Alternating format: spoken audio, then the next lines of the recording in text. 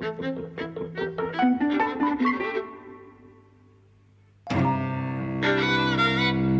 and welcome to Eavesdropping at the Movies. I'm Mike. And I'm José. And today we're talking about Stillwater, which I think I was looking forward to. It's based on the Amanda Knox trial, the Amanda Knox story. Amanda Knox was the girl, American girl, who in 2007 was convicted of murdering her roommate, Meredith Kercher, and 4 years later was exonerated. And the real killer was found to be this burglar named Rudy Gaudet. She actually, Amanda Knox, has been quite critical of this film because they talked about it being based on her story. She wrote a blog post sort of saying, first of all, people always talk about the Amanda Knox trial. Is that I'm innocent. I was neither victim nor criminal, and yet this is the Amanda Knox story. It was all the media and so on. And Meredith Kercher's been forgotten in it, and of course, when Meredith Kercher's forgotten in it, they all say, well, it's Amanda Knox's fault for that too. And she's been critical as well because she says people use my story, and it's not like I see anything out of it. She questioned the morality of the people behind it. People behind it are Tom McCarthy, who directed Spotlight, which is a film I really love, and I've talked long on the podcast about my love for it. He also directed a film called The Cobbler with Adam Sandler, which I've never seen and sounds terrible. It stars Matt Damon as this roughneck, Trump-supporting American dad, oil drilling type. You know, strong, silent, pent-up. And this is Stillwater now, not The Cobbler. Yeah. And his daughter, who has been convicted in Marseille in France of murdering her roommate, is played by Abigail Breslin. So the film begins with seeing Matt Damon visit his daughter, and you see through passports and things, he's been there many, many times. He's been visiting France to visit his daughter, keep her up to date, doing laundry, all that kind of stuff, trying to be a good dad.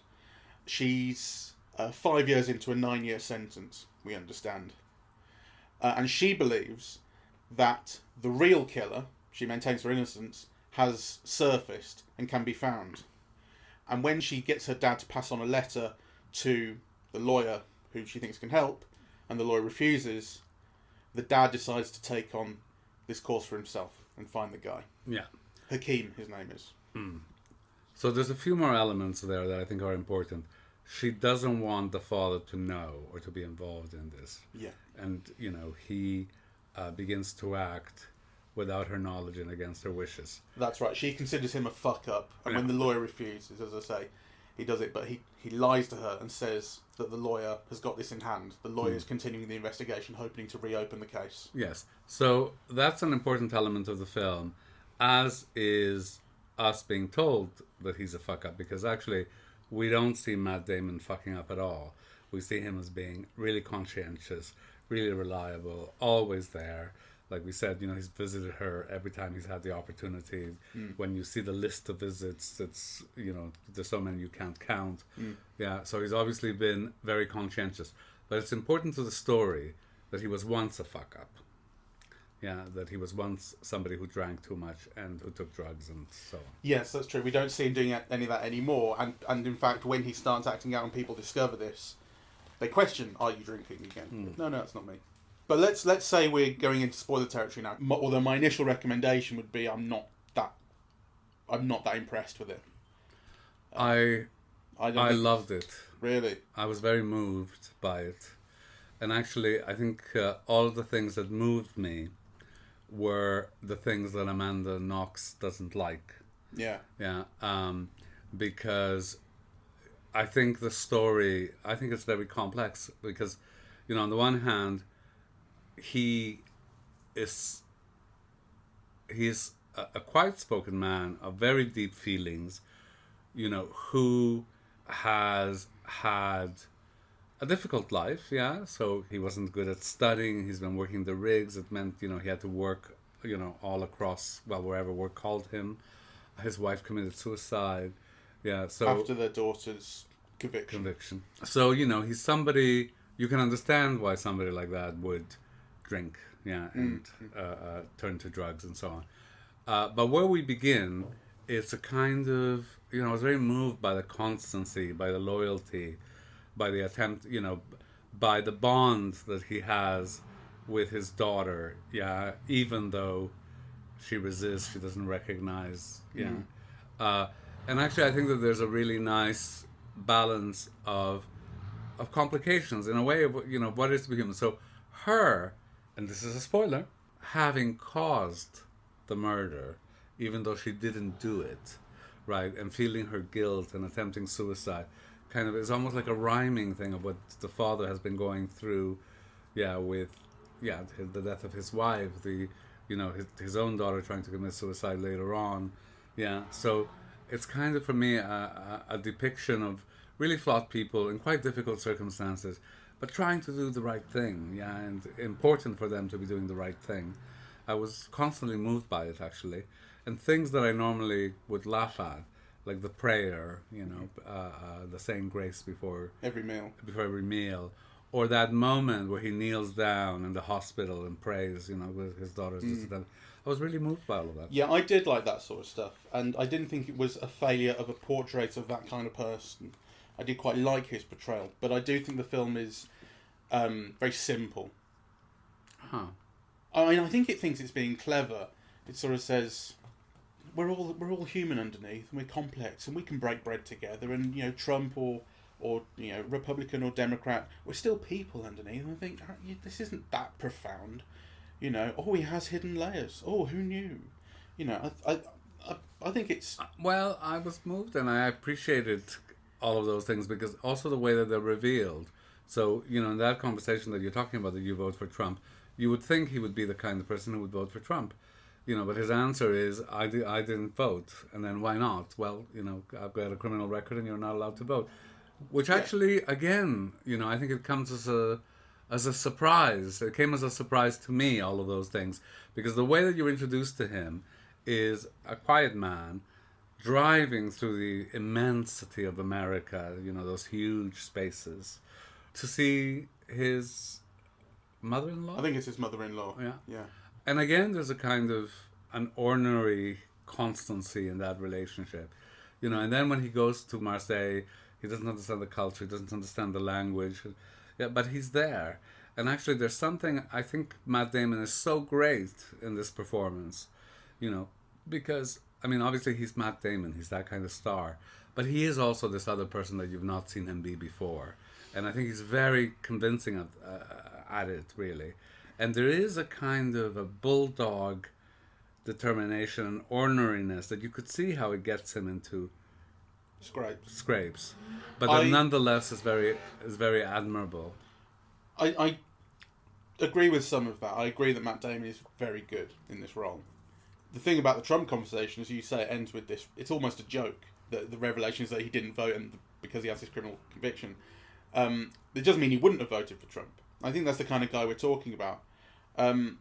But you understand why as well. Yes, you do. And you understand him as deeper than the stereotypes would... Of a Trump voter. Yeah, exactly. I just don't think it's anything that's revelatory, really. Well, it's something that we haven't seen in American cinema in a long time. I mean, I think it is revelatory. I think, for this character, who is a good man, I think there's no question the film presents him, as a very good man. Nonetheless, he's taken drugs. He's had problems with alcohol. His daughter's in jail over a lesbian murder, and yet he's there, right? Like, and then the daughter, who you think is an innocent person who is very difficult with the father because of what she perceives as, his lack in relation to her, then nonetheless has also all those, faults. And the faults is what bind them together in a way and what kind of make them human. And I think when you say, oh, we're all flawed and there's no repercussions, that's not true. Because actually, him attempting to save his daughter, or the actions he took to save his daughter, is in fact what ruins his happiness with this other potential daughter. I didn't say there's no repercussions. Oh. I think what I think is that the film has this very simple project of saying, forget the divisions. We're such a divided country under Trump. We've become such a divided country, but actually, aren't we all just people? Aren't we still Americans? That's why it puts him in this friendship and ultimately relationship with this bleeding heart liberal. I think the film is much more complex than that, because at the very end, A normal American film would have this triumphalist moment, and this film undercuts it, right? So when the governor greets her, it's all seen as phony and fake and manipulative and taking credit for what's not what you haven't seen them do. And Oklahoma becomes grim and empty and ugly in comparison to what you've seen of Marseille. I think it's obvious. I think it's obvious what the film is doing, and I think it's pretty obvious in the way it's trying to do it. I don't mean that it doesn't work in any way. What I really liked was how the relationship with the Camille Cotin character, Virginie, and her daughter, Lilou Savio, plays Maya. How the relationship with them develops, and because the film begins as though, well, not begins exactly, but when you're kind of introduced to the premise that the lawyer doesn't want to have anything to do with this, and that he's going to take on this pursuit of the real guy himself, it comes across like it might be like Taken, you know? I have a very particular set of skills and all of that. And actually what the twist is that he has no skills, really. He's an ordinary guy. He's doing the best he can, and he does fuck it up. You know, when he goes searching for Hakim, you know, in the projects, he does fuck it up, and Hakim leaves, and then you have to cut to 4 months later for the next thing to happen. I like how it undercuts that potential for, you know, this revenge thriller. And I like that when you do cut to that 4 months later, the chase has ended. He's still in France. I mean, how he's still in France, having been on a visitor's visa, you never explained. It's just he's still there and he's found work. And well, he's found work, and I think it's not. You're not told directly, but I think you understand why. He's working under the table with immigrants, with other illegal immigrants, on building sites. That's how. I didn't take it as illegal immigration, I must say. I did. To me, it was clear. Okay. Yeah, I mean, you know, those are all people from Africa, from North Africa, kind of, that he's working with. I mean, I took that as more of a portrayal of the city of Marseille. But you might be right. I just didn't take. I didn't think it was obvious, at least. Yeah. I mean, the reason why the city of Marseille has so many North Africans is because it's next door to it. But what I liked was that the development of the relationship, I expected it. And then it didn't happen nearly as quickly as I thought it would. So then I thought, it's not doing that. And then when it did do it, I thought, this is nice. It's gradual. It's really taking its time to do it. Yeah. And develop their feelings for each other and develop the way they live. You know, that gets... And it shows her enriched with other men, which is important. Yeah. And again, very counter-cliche, very non-cliched. Right. And you just know that Hakim is going to come back into the picture. And when he did... You know, I knew exactly what the film was doing. I knew when they went to the Olympic Marseille match that he was going to see him there. It was obvious. I didn't, but... Oh, really? I thought it was completely obvious. This is where it happens, you know, because he's gone to the Marseille game with the girl, with Maya, and she's ecstatic. She loves Marseille and everything. And having a great time.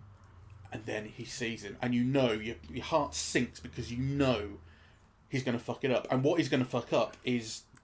the film has given him real stakes, and that's what's really, really effective about that whole section of the film for me. And what follows after, because I mean that whole thing is, so he's built up this relationship, and has developed a father-daughter relationship with Maya, and yet he puts her at extraordinary risk in the attempt to save his biological daughter, right? Yeah. And actually, that's what results in him losing that whole relationship and that whole family, right? Yeah. So that's the price he pays. But actually those stakes are very high, and I think, you know, the child remains innocent in this, and he's just driven, right? Like, without being conscious of... Well, what I like as well is that when it gets to Virginie kicking him out, when it's all uncovered, because he's been keeping the secret that he has kidnapped this guy and put him in the basement, it's a horrific thing to do, and I think even for a character who it's been established has the propensity for these outbursts of violence, is out of character, and I don't think the film handles it well. I don't think, or at least if once he does it, I wish the film would show him introspecting on it. It doesn't at all. He actually seems very comfortable with it, which I don't like. I don't think it fits, but I do like the overall impression. Although I think it's something you have to read into the film, that your daughter comes first, your kid comes first, and that's what's driven him this whole time. And which is the same thing with Virginie, because when she kicks him out, her kid comes first. You know, so you think, maybe she could understand what he's done, but no, she's protecting her kid from a guy who's done something really radically inhumane. But like I said, I do think there are problems. But I think that's really missing that, any sense of him questioning what he's just done. I also think something that's missing is any continuation from that scene where he visits his daughter in the hospital, her having attempted suicide. It's forgotten about completely. Well, I like those ellipses. The film works on the basis of several ellipses. So he punches the guy, and then you don't see the aftermath. Virginie lets the guy go free. You don't see her do it. The film works on the basis of a whole bunch of things that you don't see, but that the repercussions overhang the film. And I quite like that aspect of the film. I think some of that is ellipses that have purpose, and some are just missing and actually weren't considered. Oh, I don't know. I mean, I think it would have been too much to have had a kind of a reconciliation scene with the daughter, or an open-hearted scene with the daughter after her suicide. Just a mention of it. Well, I think the film puts it at the end, puts that scene at the end in the porch, when they're both in Oklahoma, and I think that works very well for me. It didn't for me. It's funny because at the two of us, I'm normally the one who says, just use your imagination, just like, and you're the one going, no, it should have explained this, this, and this. I feel completely the opposite with this one. I think the film is asking you, is assuming that you're going to fill in all these blanks that it hasn't bothered to, and I think it thinks it's being quite clever. I don't know. I mean, I think it is a relatively earnest film. I mean, it's not art cinema. It's quite straightforward. Yeah. But I think actually the material it works with and what it shows you is quite complex. And very surprising to see in a cinema at this moment, really. Do you reckon? I do, because it's a film that's all about relationships. Yeah, I think it's all about, it's about a father-daughter relationship at the heart of it, of very flawed people. Yeah, I was almost going to say ordinary people, really. Yeah, people who've made mistakes and who are in pain, and who, as I said, I mean, it's a bit maybe extraordinary in the sense that at the center of it is this murder, right? But I also thought it was tactful. It underplayed the sensational lesbian aspect of it. It's there, but it doesn't sensationalize it. And it's almost like, besides the point that she's a lesbian in a way, the daughter, right? Like the film really doesn't make anything of it. It doesn't affect, the father's feelings in any way, or indeed the grandmother's, or, I thought that was all kind of that works well. With great tact. That works well, and I like that does fit with his kind of wound-in, introverted nature. That he, a lot of Matt Damon's lines of dialogue are along the lines of "yes, ma'am," "no, ma'am," very simple answers. So great, and because he communicates everything. Yeah, he does. He says a lot with those lines, and those are well-written conversations as well, and they fit. And you do get the feeling that that his acceptance or tolerance of his daughter's sexuality fits in with that. That actually you don't get inside his skin and know really what he thinks about it, because you think on one hand it seems to be a roughneck, probably Trump supporting, Christian. Although it's not a cartoon, it's stereotyped to some degree. Or at least it's a archetype. So you think, well, that's something that he would have trouble with, and if he does, it makes sense that it's inside him, and it's something that he maybe struggles with if he does, and that's part of maybe what he prays about sometimes. You don't see any of that, but that's not something I had a problem with not seeing. I did like that was, I suppose, left up to you to think about. Some of the other simplistic characterization, though, his constant sort of reiteration that he's a dumbass, and I'm a dumbass, don't talk to me, and whereas Virginie's doing plays, and eventually he goes to see her rehearse, and he has nothing to say. What would I know about culture and all this? He assumes that actor means TV actor. He doesn't even have a conception of what the theatre is, really. Yes, that's not surprising. But I just think it's simple. I think it's obvious. Like, obviously, that's what this guy would do. I don't think it's simple. That's part of the film's construction of this type that it can then try to undercut. I don't think it's simple, and I don't think it's obvious. And I think there's a really a very powerful, if implicit, critique of America in that. Because you get the feeling America's failed people like Matt Damon. It hasn't offered them theatre, it hasn't offered them the arts. They return to Oklahoma, and it's just like, these tired little homes and these open spaces with all of this fake, congratulations and rah rah, but but it hasn't offered them anything, and the conversation at the end acknowledges, that what he saw in Marseille, which included the theater, and those discussions and the ocean and, the vista is something that, those last lines of dialogue misses. are where his daughter says, nothing's changed, Stillwater's the same as before, and he says, doesn't look the same to me at all. Exactly. And I thought, it's trying to say too much there with it, saying that it I don't hasn't think so. really explored enough. No, I think it, the imagery's there, the food, the conversation, all of it is there, I think. I really liked it. Yeah. I didn't hate it by any means. I was really involved with it, and I think it's a very well told story. But I just think the project is so obvious that I find it insulting. Let me put it another way. It was a 2-hour, 20-minute character study. And, I was more involved and engrossed in it than I was in Jungle Cruise. Where, like in Jungle Cruise... Is that going to be your new yardstick? Well, it's what we saw today. So I'm comparing it to what we saw today. Yeah. And, that was full of action and colour and whatever. And I think I looked at my watch 2 or 3 times. This one is a quiet character study. No big razzle-dazzle. No special effects, no action sequences, nothing really. I mean, the most visually interesting moments were actually at the football match, right? And I really like the way the football match was shot. Yeah. I like the fact that you could tell, because of the quality of the image, that this had been shot on different cameras. They were a real match. They hadn't set this up.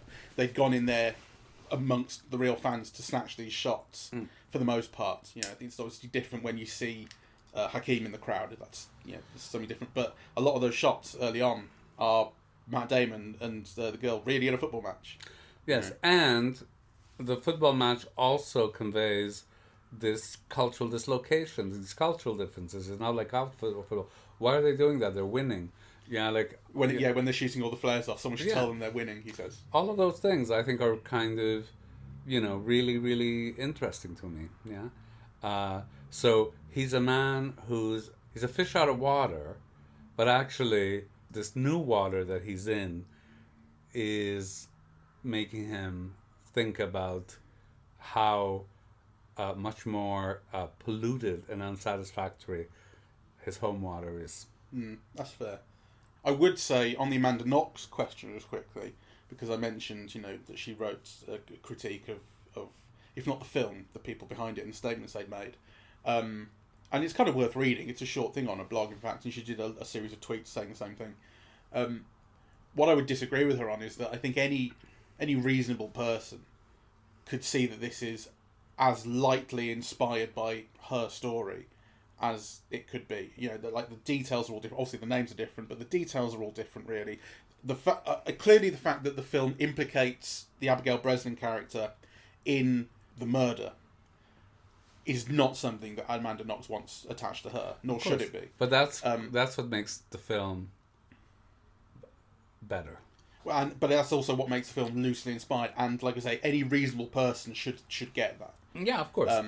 And I love those complications. I love that, she's not a murderess, but she very likely caused her murder, but she remains in love with this woman whose murder she might have caused, right? Like, I just think that's terribly interesting. The film communicates all of that very clearly, right?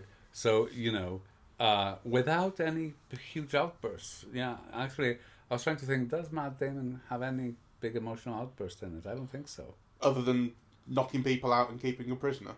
Well, but actually, he even does that in a quiet manner, and that lasts like a second, yeah? He parks the car, he goes behind him, one punch, and then cut to, yeah. So you don't see him screaming. Or, no, you don't see him scream. So, and the only fight scene that you see really is the one where he gets beaten up. And even then he doesn't scream.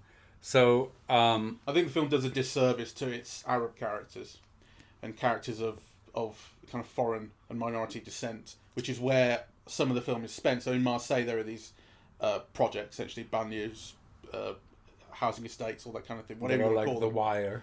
Yeah, but over many stories. And when they're first on the search for Hakeem, they're talking to these two young girls, people of colour, in this area, and you know he has to be told, you know, we're not really welcome here and don't go after them and stuff. That's not how it's done here. It's like you have to tell an American about racial, you know, about kind of areas that you don't come from, that kind of thing. That's ridiculous. I think the film handles that beautifully. In fact, I completely disagree with you.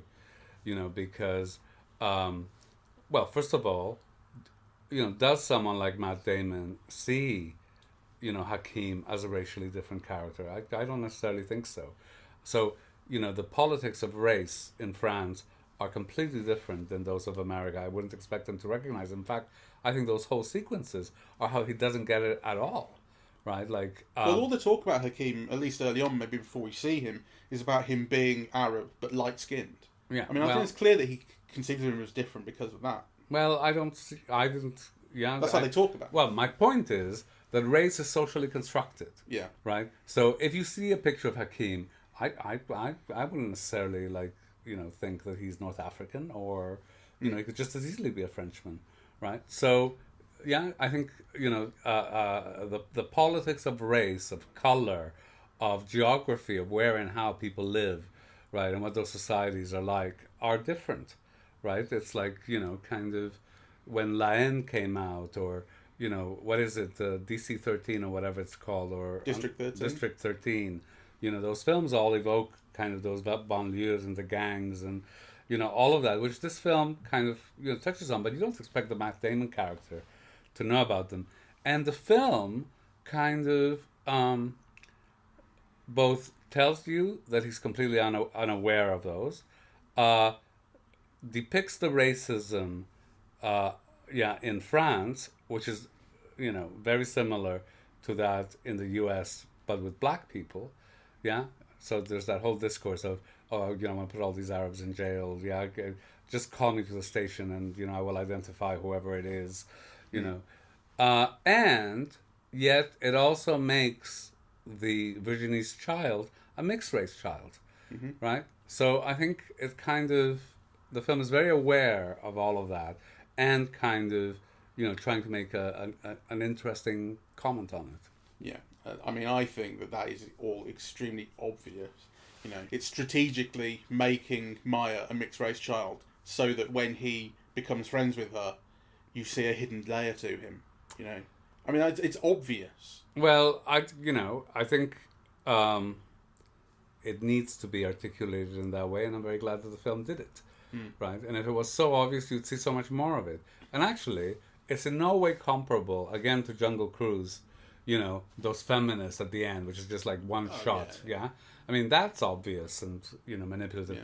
This is kind But I expect more of this than I expect of Jungle Cruise. That's why I didn't criticise. Didn't even think to criticise that in Jungle Cruise. It's so obvious that it would be obvious. In here, I wanted more subtlety. I wanted more. I think the filmmaking, the storytelling, shot to shot, is really good here. I think the construction of everything overall is obvious and not clever enough. I mean, so I have mixed feelings because I don't think it's a great film. You know, but I think it's a very good film, and I was very glad to see it. I also think it's a very unusual film in terms of the subject matter that it deals with, the characterization involved. I mean, it wouldn't necessarily be so unusual in a late 60s film, say, but actually, in terms of what is made available to us from contemporary mainstream American cinema, I think this is really, you know, unusual, and it was unexpected for me. Sure. And I really liked it. I mean, where I would find a fault with the film is that it is visually unexceptional. You know, like, so I think it handles it very well, right? Like, so the timing of the shots and, you know, some of the shots themselves, but there are other areas of cinema that could have been brought to play, you know, that could have made it more poetic or symbolic, or that you could have used the backgrounds more expressively, or and I think the film doesn't delve very much in terms of what a more complex visualization might have added to the film. That was the same with Spotlight, really. As much as I love Spotlight, it's the screenplay and the conception and the acting that is everything in that film. That is the case here. And the filmmaking, the direction, rather, I should say, puts all that front and centre. But it means that visually, there's not a lot of interest in it. Yeah. You know, you have to like looking at these people and seeing them act, which fortunately is brilliant, and that's what makes it work. Yeah. But yeah. So, but that would be kind of my critique of it. I mean, I must say, I really was very moved. You know. Yeah. Yeah. I was not unmoved. You know, I think it did work. I do want to clarify. Like, I do think I don't have just criticisms with this film. It engrossed me. I wanted to know what would happen next. I couldn't predict what would happen next. Yes, that was the case with me. And I was moved. Yeah. It's not an unsuccessful film in that respect. It's just that I think it's, you know, as I've said, everything kind of behind it and what I think it's trying to do overall is not something that I thought was actually impressive. Well, I found it more impressive than you. And actually, I think that, you know, making a film that is 2 hours and 20 minutes long, you know, and that is a character study, engrossing and moving, is its own achievement. Yeah, that is true. So, it's worth seeing. I mean, given all that, it's worth seeing. I think it's very much worth seeing. And I actually think it might be Matt Damon's greatest performance. I think he's absolutely extraordinary in it, actually. Ooh, interesting. Yeah. You know, to carry all of that, to be both himself, recognizably Matt Damon, you know, and yet you really get a sense of a human being from Oklahoma, you know, and internalizing like that. And someone with a lot of skills, actually, because, you know, he knows how to fix plumbing. Yeah, he has all these manual skills and electrical skills and so on, but who conceives of himself as not intelligent, yeah, because of his lack of education. I mean, you really felt that was a real person. And that's almost the opposite of what Matt Damon stands for. Matt Damon stands for Harvard and WASP and a kind of middle-class privilege. And Democrat, definitely. And Democrat. Very outspoken. You know, so, you know, to make that character believable and to make him so moving, I thought is, like, fantastic. Yeah, that's fair. All right, well, thank you very much for listening. We are eavesdropping at the movies, and we are on Apple Podcasts, Audible, Google Podcasts, Spotify, SoundCloud, and YouTube. On social media, we're on Facebook and Twitter at Eavesdrop Movies, and the website is eavesdroppingatthemovies.com. Thank you very much. Bye-bye.